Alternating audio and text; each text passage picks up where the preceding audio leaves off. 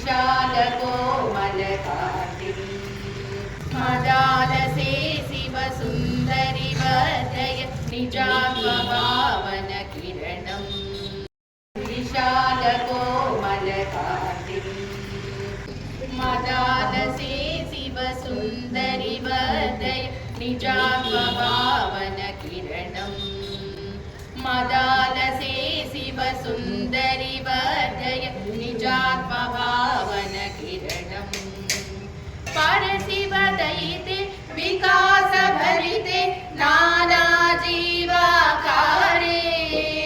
परशिवदयिते विकासभरिते नानाजीवाकारे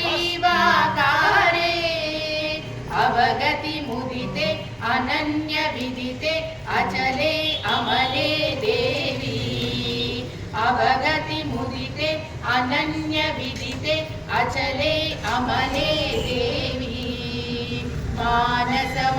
मानसमन्दिरवासिनि वासय विशालकोमलकान्तिं मदालसे शिवसुन्दरि वर्धय निजात्मभावनकिरणम् बहुधा सुयोगचरणौ बुद्धिर्वाचां पारे विलससि बहुधा सुयोगचरणौ बुद्धिर्वाचां पारे परमपि मधुरे सुभक्तिरुचिरे शरणौ वरणीयासि परमपि मधुरे सुभक्तिरुचिरे शरणौ वरणीयासि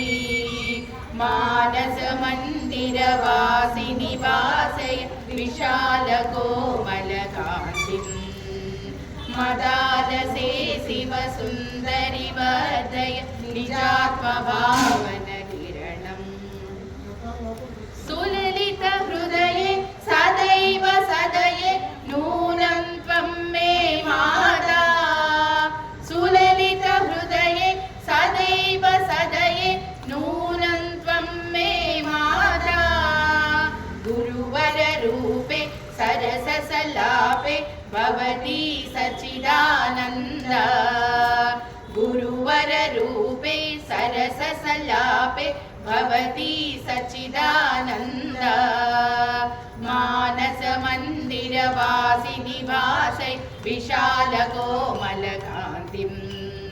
मदालसे शिवसुन्दरि वर्धय निजात्मभावनकिरणम् मानसकोमलकान्तिं मदालसे शिवसुन्दरि वर्धय निजात्मभावनकिरणम् निजात्मभावनकिरणम् निजात्मभावनकिरणम्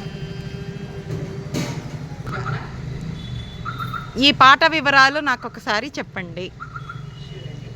మానసమందిర వాసిని భాషయ విశాల కోమలకాంతి అనేటువంటి పాట హంసానాదం అనేటువంటి రాగంలో ఉంది. ఈ పాటని గణపతి సచ్చిదానంద స్వామి వారు రచించారు, స్వరపరిచారు. రెండు ఆయనే చేశారు. అమ్మవారు అంటే ఇక్కడ పార్వతీదేవి మధ్యలో ఎలా వస్తుందంటే పరమపి మధురే సుభక్తి రుచిరే శరణో వరణీ యాసి వరుణ ఆసి ఈ రెండు నదులు ఎక్కడ ఉంటాయి మనకి కాశీ వారణాసి. ఓహో, ఇది పార్వతీదేవిని ఉద్దేశించి రచించినటువంటి పాట. Okay, thank you so much.